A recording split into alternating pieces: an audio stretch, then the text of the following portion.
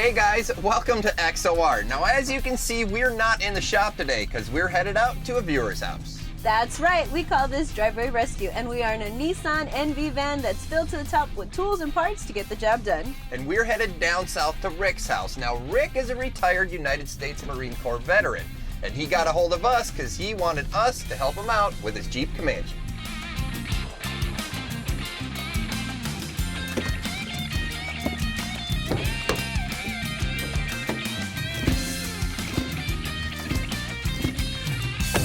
Well, there it all is. Well, we called up our buddies at Rock Auto and got everything we needed for Rick's Jeep. Now, all we have to do is find Rick.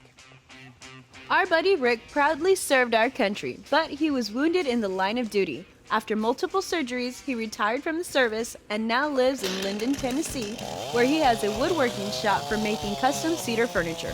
Before he was wounded, his Jeep Comanche used to be how he hauled all the trees he cut back to his shop. Man, I wish my truck was running. Rick says that now his time in the shop helps with the healing process. For me, it's just more therapeutic for me. Between having PTSD, 2 major surgeries on my head, it's been like a godsend. I'm probably the happiest that I've ever been, except for maybe when I was, 5 or 6 years old playing with Matchbox cars in the dirt. Now I get to play with a 1988 Jeep Comanche 4x4. This inline-6 powered 4-wheel drive version of the Comanche was actually bought by Rick's dad as a father-son project and means a lot to Rick. So we know what's wrong with your truck. Tell us a little bit about it. Well, the steering is just atrocious. It's out here in the woods, we don't have wide streets like the city people do. We only got 1 lane, and sometimes you have to steer around people. And sometimes it's really tough. I mean, you don't know if you're going to wind up in the ditch or if you're going to be into oncoming traffic. I mean, it's just all over the place. Oh man, that's a problem. It is, it's terrible. And as far as steering goes, I mean, once you get around them, you're gonna have to either try to slow down or stop. You said you had an issue with the brakes? Yeah, the brakes are pretty bad. I mean, with all the problems I got with steering, if you look at when we go around and take a look at the truck, you're gonna see the bumpers. There's reasons why the bumpers are dented in, because the brakes they're crap. All right, well, we're gonna get you back to Hollywood, and we've got enough parts to do that. Let's get started. All right, let's do it.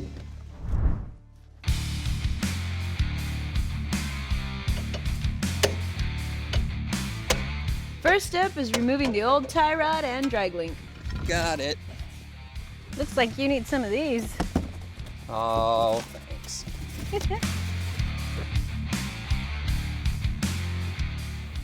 Rear brake time. I'll get these off of here. Yeah, that actually came off.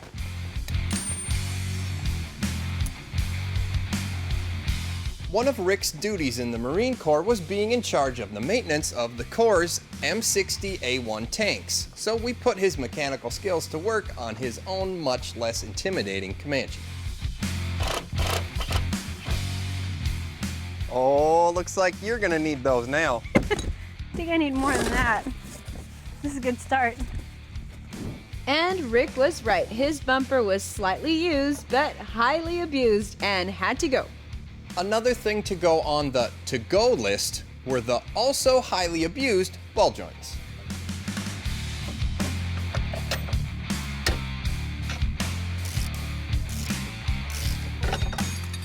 Now all of these parts should definitely tighten up his steering. We got tie rod ends in the center section, got the drag link in its end, upper and lower ball joints, and the steering stabilizer. Our first Rock Auto box we tore into contained a new set of ball joints. Without a ball joint press, putting these in is almost impossible. Luckily, you can rent a press at just about any auto parts store. I think it's pretty much completely seated. Perfect. And one more thing to check in your steering is the U-joints in your axle shaft. Now this one's actually completely seized up in one direction. And that's gonna actually pull your wheel either out of your hands or make it so you can't turn at all. So we're gonna go ahead and replace these. After cleaning the spindle, it goes on, followed by reinstalling the axle shaft, followed by the dust shield and the wheel bearing assembly.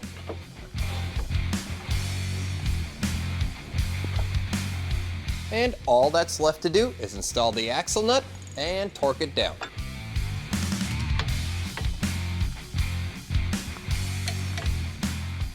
Then it's a new rotor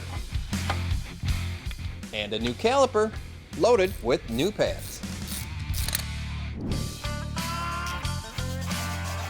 And it's important to clean the backing plates so they're free of any brake dust, and apply a little bit of caliper grease so the shoes can slide.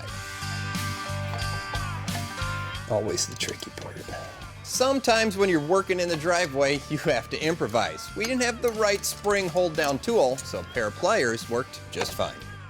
And here's a tip. When you're working on your drum brakes, take a picture. That way, if you forget, you can just look at the picture and put it all back together. So they don't have a chance to slip off. And put the adjuster in.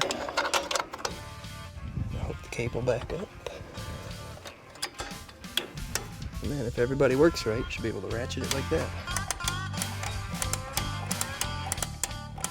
The very last thing I do before I put the drum on is rock everybody back and forth. Make sure everything seems like it's seated right. Then put the drum on. And put this on. You want to hear just a little bit of drag. Perfect. When replacing your inner and outer tie rod, it's usually best just to get the tie rod bar itself. It's not very expensive and it'll save you a whole lot of time, and time is money. Same thing goes for your drag link bar. Remember to make sure to leave both that come out of the vehicle as is, so that way you can mock up the new ones and they go right back on to your vehicle. First up, the drag link, followed by the tie rod bar.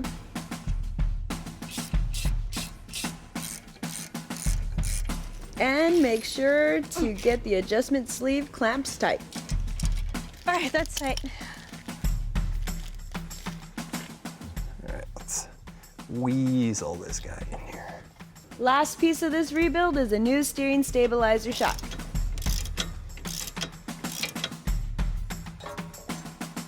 We thought we'd add a little upgrade to Rick's new bumper with some LED lighting. That should help him see. One new bumper. New bumper coming up. Ooh, that looks good. Now, before we check everything out, we'll bleed the brakes and add new Prestone DOT4 brake fluid.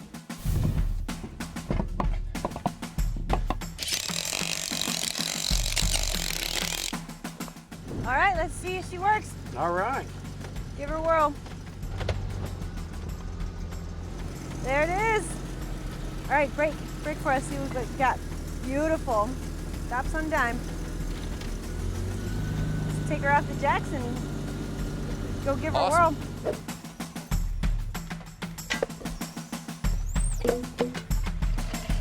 Well, Rick, I just want to say thank you very much for everything you've done for us and the country. I just hope that the little bit we did to your Jeep was a thank you. Oh, this is great. You just don't know how much I'm going to enjoy this for a long time. I'm glad. There's only one thing left to do. What's that? Let's go fill it up with wood. Heck yeah, let's go. Let's Do it. And then now that we did all the work, now we got to help them load wood in the back of the truck. So work's still not over. We're still not done yet. But at least we can help. It's doing work. Thing's a little rock crawler too. Little goat.